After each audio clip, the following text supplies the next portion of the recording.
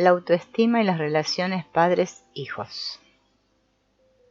Todos los organismos dependen de su medio ambiente, en diferentes grados, para lograr un buen crecimiento. Si bien los seres humanos somos capaces de desarrollarnos en un ambiente hostil, nuestra capacidad no es ilimitada y debemos comprender los tipos de interacciones que impulsan o anulan la formación de la confianza en sí mismo y el respeto de sí mismo. Todo niño necesita comprender su mundo, y cuando esa necesidad se ve frustrada una y otra vez, el resultado suele ser la formación de un sentido trágico del sí mismo y de la vida. Como lo ilustra Virginia Satir, con lujo de detalles y de manera aterradora, este tipo de locura con la que tantos de nosotros crecemos. Ella dice: imagínese una escena con un niño y sus padres. Viendo una mirada de infelicidad en el rostro de la madre, el niño le pregunta: ¿qué te pasa, mamá? ¿Estás triste? La madre le responde con voz tensa, reprimida: no me pasa nada, estoy bien. El padre acota, furioso: no molestes a tu madre. Y el niño pasea su mirada entre la madre y el padre, perplejo e incapaz de responder al reproche. Comienza a llorar. Entonces, la madre grita al padre: mira lo que has conseguido. Analicemos esta escena con detalle. El niño percibe sin equivocarse que algo perturba a su madre y reacciona adecuadamente. La madre interviene invalidando la percepción correcta que el niño tiene de la realidad. Quizá lo haga con el deseo de protegerlo, quizá porque ni ella misma sabe cómo afrontar la infelicidad. Si hubiese dicho algo así como: sí, mamá está un poco triste ahora, gracias por darte cuenta, habría convalidado la percepción del niño. De haber reconocido su propia infelicidad de manera simple y abierta, habría reforzado la compasión del niño y le habría enseñado algo profundamente importante con respecto a una actitud saludable hacia el dolor. El padre, quizá por proteger a la madre, quizá por sentimiento de culpa porque la tristeza de la madre tiene que ver con él, regaña al niño añadiendo una dosis de incomprensibilidad a la situación. Si mamá no está triste, ¿por qué puede alterarla una simple pregunta? ¿Por qué molestarla cualquiera que sea el caso? El hijo, dolorido e impotente, comienza a llorar. En este momento la madre grita al padre afirmando que no está de acuerdo con que le haya reñido. Las contradicciones se complican, incongruencias dentro de incongruencias. ¿Cómo puede el niño comprender esta situación? El niño puede salir corriendo en busca de algo que hacer o alguien con quien jugar, para poder borrar todo recuerdo del incidente lo más rápido posible, reprimiendo sentimientos y percepciones. Y si el niño entra en la inconsciencia para escapar de la aterradora sensación de sentirse atrapado en una pesadilla, ¿culpamos a sus bien intencionados padres por seguir comportamientos que hacen que su hijo perciba que ver es peligroso y que la seguridad se encuentra en la ceguera? Una historia común y corriente, sin villanos. A nadie se le ocurriría imaginar que los padres se ven motivados por intenciones destructivas. Pero al elegir negar la simple realidad, dan al niño la impresión de que vive en un mundo incomprensible, en el que no se puede confiar en la percepción y en el que el pensamiento resulta fútil. Al considerar los múltiples mensajes enviados por los padres que pueden ejercer un efecto pernicioso en la autoestima de un niño, posiblemente los que encontramos con mayor frecuencia son distintas versiones de no eres lo bastante bueno. Desafortunadamente, muy pronto en la vida, demasiados de nosotros recibimos este mensaje de padres y maestros. Puedes tener posibilidades, pero nos resultas inaceptable. Necesitas que te enseñen modales. Veamos, déjame arreglarte el cabello. Mira la ropa que te has puesto. Sonríe. Ven que te acomodo un poco. Ponte más derecho. Baja la voz. Cálmate. No juegues con ese juguete. Juega con este otro. ¿Qué pasa contigo? Algún día llegarás a hacerlo bastante bueno, pero no ahora. Llegarás a hacerlo bastante bueno siempre y cuando trates de cumplir nuestras expectativas. Algunas veces el mensaje "no eres lo bastante bueno" no se transmite a través de la crítica, sino por el excesivo aprecio. Si un niño se siente sobreestimado, si sus devotos padres perciben sus logros de un modo exagerado, por ejemplo, escucha lo bien que Juan toca el piano. Tenemos un Horowitz en la familia. El resultado es un sentimiento de invisibilidad psicológica y la sensación de que no basta con ser quien soy en realidad. La tragedia de las vidas de muchas personas reside en que al aceptar el veredicto de que no son lo bastante buenos, pueden pasarse años desviviéndose para obtener el máximo nivel de suficiencia. Si consigo realizar un buen matrimonio, seré mejor. Si gano tanto dinero al año, seré mejor. Sin embargo, es imposible ganar la batalla en estos términos. Perdimos la batalla el día en que admitimos que había algo que debíamos probar. Podemos liberarnos del veredicto negativo que agobia nuestra existencia, simplemente rechazando esta premisa. Los niños que se sienten amados y aceptados tal como son, los niños que no sienten continuamente cuestionado su valor básico a los ojos de sus padres, poseen una inapreciable ventaja en la formación de una sana autoestima. Según lo testifica el trabajo de Virginia Satir, Haim Ginott y Stanley Coopersmith.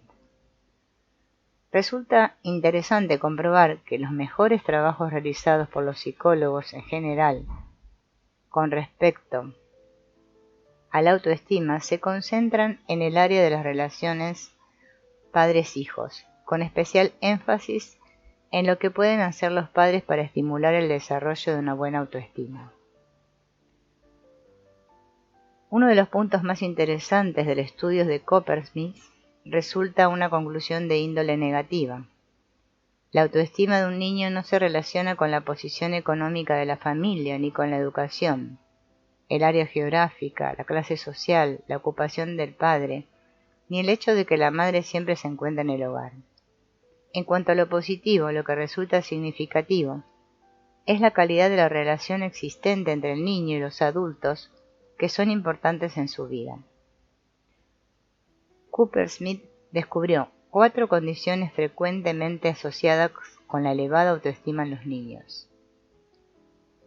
1. El niño experimenta una total aceptación de los pensamientos, los sentimientos y el valor de su existencia. 2. El niño opera en un contexto de límites bien definidos y firmes, si bien justos, razonables y negociables, pero no goza de ilimitada libertad. En consecuencia, el niño experimenta una sensación de inseguridad y forja una base firme para evaluar su comportamiento. Más aún, los límites generalmente implican normas elevadas, así como también la confianza de que el niño será capaz de alcanzarlas, con la consecuencia de que generalmente lo logran. 3. El niño siente respeto por su dignidad como ser humano. Los padres se toman en serio las necesidades y deseos del niño. Se muestran dispuestos a negociar las reglas familiares dentro de límites cuidadosamente delineados. En otras palabras, se ejerce la autoridad, no el autoritarismo. Como expresión de esta misma actitud general, son menos proclives a recurrir a la disciplina punitiva y más proclives a centralizar el énfasis en recompensar y reafirmar el comportamiento positivo. Los padres demuestran interés por el niño, su vida social y académica, y generalmente están dispuestos a conversar con su hijo cuando éste así lo desea. 4. Los propios padres tienden a disfrutar de un alto nivel de autoestima, teniendo en cuenta que el modo en que tratamos a los demás suele reflejar el modo en que nos tratamos a nosotros mismos. Esta última conclusión no ha de resultar sorprendente. No obstante, algunos niños emergen de su niñez, transcurrida en medios terriblemente opresivos, con su sentido de sí mismo heroicamente intacto y una autoestima elevada. Otros, provenientes de medios protectores, en que los padres parecen haber nutrido con esmero el sentido de sí mismo, crecen dominados por dudas e inseguridades con respecto a sí mismos.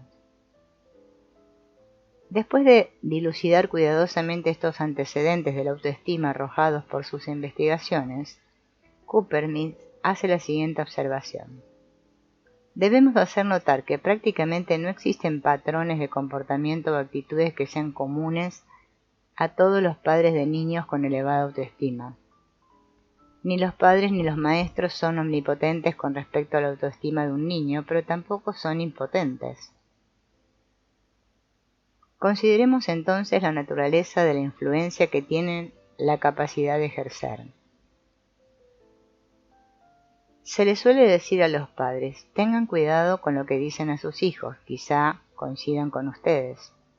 Antes de tildar a un niño de estúpido, ridículo, malo o un fracaso, los padres deben plantearse la pregunta, ¿es esto lo que quiero que mi hijo piense de sí mismo?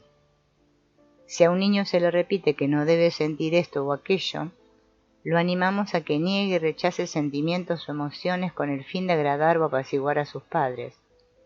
Expresiones normales de excitación, ira, felicidad, sexualidad, nostalgia y temor son contempladas como pecaminosas o desagradables de una u otra forma a los ojos de los padres, y el niño puede experimentar desprendimiento y rechazo progresivo de sí mismo con el fin de pertenecer a alguien, de ser amado y de evitar el terror del abandono. Todo niño tiene el deseo natural de que lo vean, lo escuchen, lo comprendan y lo traten adecuadamente. En esto consiste la visibilidad psicológica. Al hablar de visibilidad psicológica, estamos hablando dentro del contexto de la intensidad. De la niñez en adelante recibimos de los seres humanos cierta medida de la respuesta apropiada. Sin esta, no podríamos sobrevivir. Sin embargo, según las estadísticas, son pocos los niños que experimentan un alto grado de visibilidad adecuada por parte de los adultos en su primera infancia. El niño que percibe su excitación como buena, como un valor, pero que es castigado por ella, experimenta una sensación de invisibilidad y desorientación. De la misma manera, el niño que siempre es considerado un ángel, pero sabe que esto no es cierto, también experimenta esta sensación.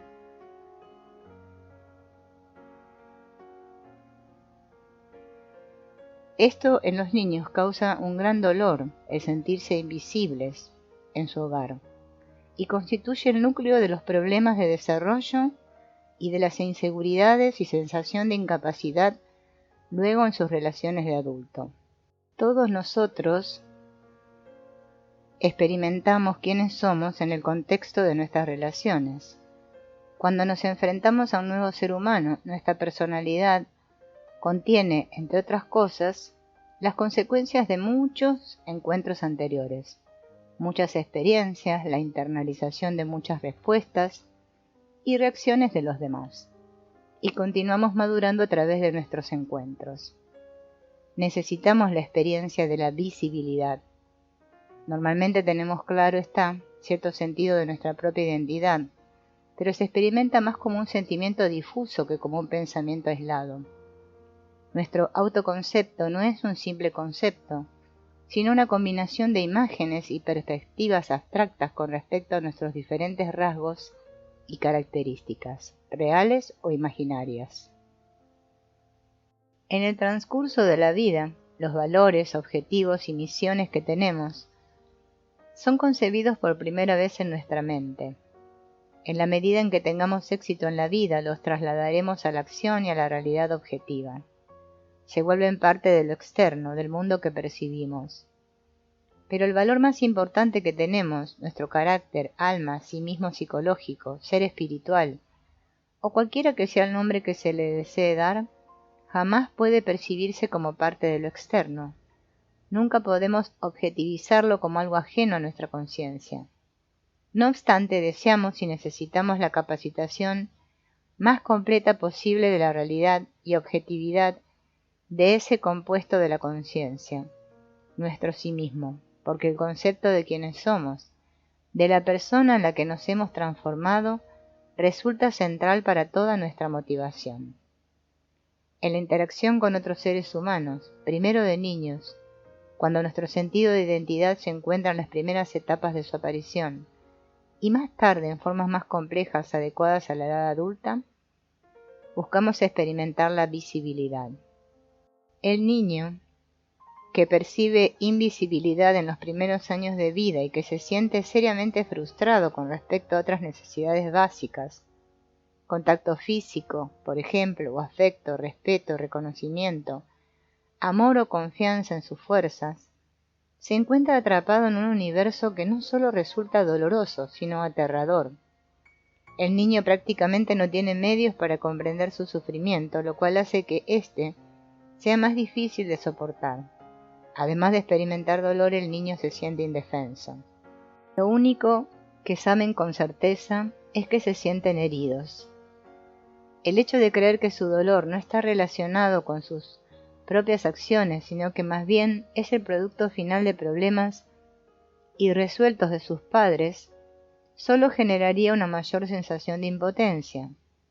No pueden resolver los problemas de sus padres. Entonces, ¿qué deben hacer? A estas alturas, la necesidad de inteligibilidad y de experimentación de eficacia conspira, de hecho, contra el niño. Suele llevar al niño a una solución que arroja beneficios a corto plazo, aunque fija los cimientos de un desastre a largo plazo en el que la autoestima se vuelve contra sí misma. La necesidad de experimentar eficacia se transforma en una herramienta de autodestrucción. La solución reside en una variante de la idea: algo malo sucede conmigo, es culpa mía, de alguna manera no sirvo para nada, me estoy equivocando en algo, no soy lo bastante bueno, no soy digno de amor, no merezco nada. Para el niño, esta autocondena representa una estrategia de supervivencia. Él sí mismo es atacado en cierto nivel con el fin de proteger cierta sensación de eficacia en otro. El niño que hay dentro de nosotros, que tiempo atrás se refugió en la autocondena para comprender el mundo y sobrevivir, puede verse en dificultades aún ahora para dejar de lado la noción de maldad. Nos aferramos a la estrategia de la propia culpa, estimulándola a través de comportamientos que nosotros mismos condenamos, sin ni siquiera darnos cuenta de que hemos dejado atrás la necesidad de la estrategia, que si bien ésta pudo habernos ayudado a los 5 años, nos está matando a los 35, 45, 55 o 65. Cuando los pacientes sometidos a una terapia llegan a comprender esto, comienzan a darse cuenta de que el objetivo más audaz que la vida puede pedirles consiste en romper el vínculo con la imagen que se han formado de sí mismos como individuos inadecuados, despreciables, incompletos. Porque el día que renuncien a esta estrategia, se enfrentarán cara a cara con su propia soledad y con la necesidad de aceptar la responsabilidad de su propia existencia como adultos.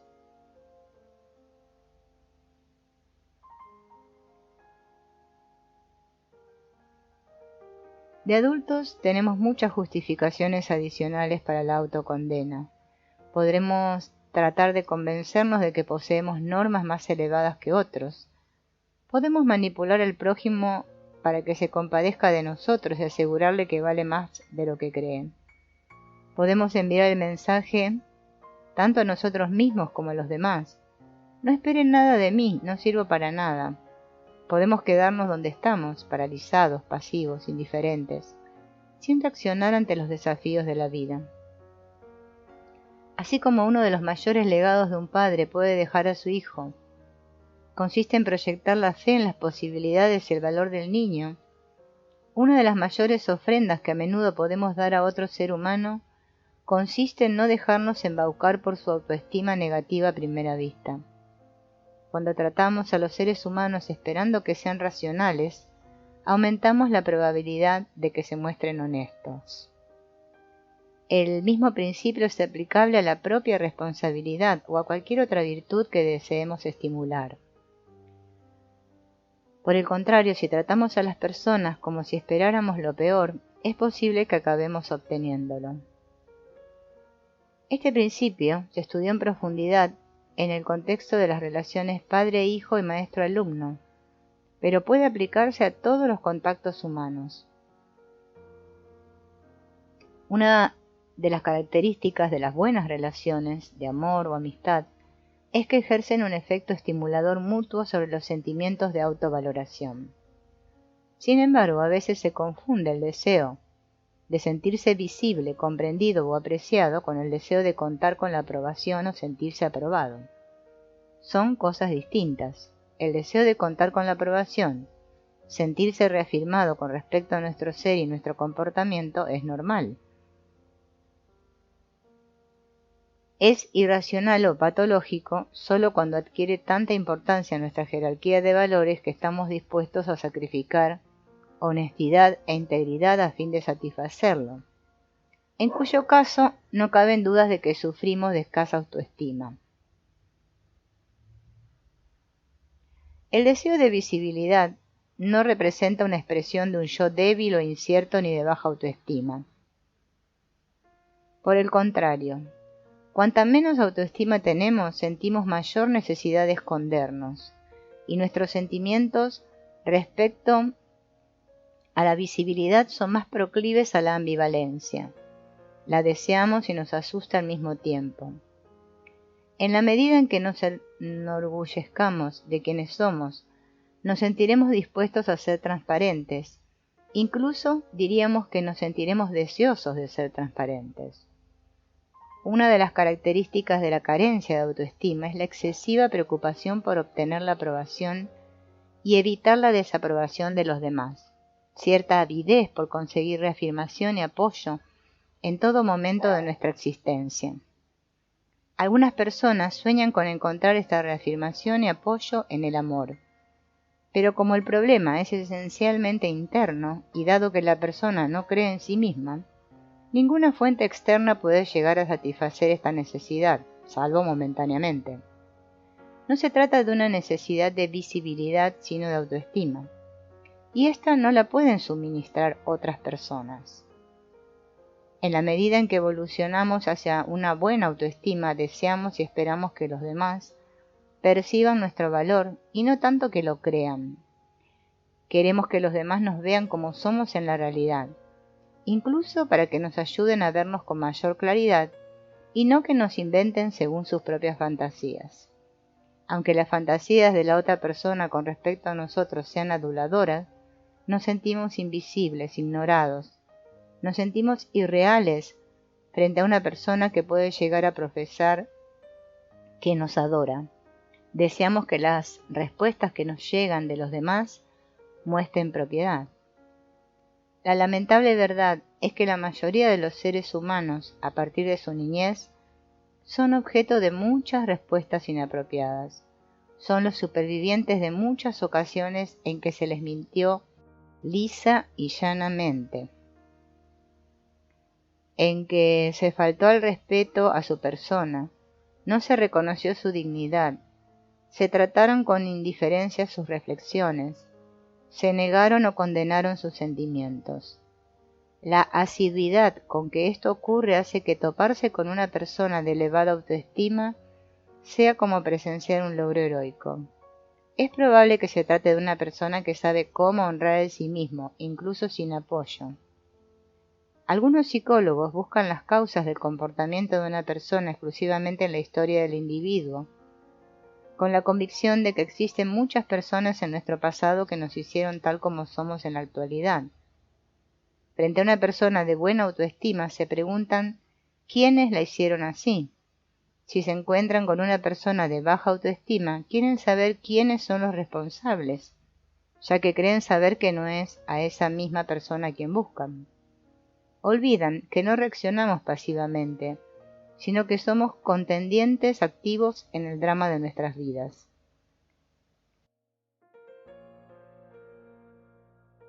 En última instancia, somos nosotros los responsables de las decisiones que tomamos en la vida. Somos responsables de las conclusiones que sacamos de nuestra experiencia. El tipo de decisiones y conclusiones a las que llegamos inevitablemente reflejan las operaciones mentales a través de las cuales procesamos los hechos de nuestra vida. Estas operaciones mentales representan el único factor realmente decisivo en lo que respecta al nivel de autoestima que alcanzamos. Teniendo en cuenta que la necesidad de autoestima surge del hecho de que el funcionamiento de nuestra conciencia es volitivo, se deduce que deberíamos juzgarnos a nosotros mismos a través de lo que está involucrado en nuestro control volitivo, como por ejemplo, nuestra racionalidad, honestidad, integridad. Juzgarnos a nosotros mismos por aquello que escapa a nuestro control volitivo, por ejemplo, lo que depende de la voluntad y elección de otras personas, es subversivo para la sana autoestima. Si reconocemos que la autoestima está relacionada con el tema de nuestra adecuación fundamental a la vida y como consecuencia con nuestras operaciones mentales, nos daremos cuenta del error de medir nuestro valor como persona mediante normas como nuestra popularidad, influencia, riquezas, posesiones materiales o belleza. Como seres sociales que somos, necesitamos cierta estima por parte de nuestro prójimo, pero relacionar la autoevaluación con la buena opinión de otras personas es lo mismo que ponernos a su merced del modo más humillante.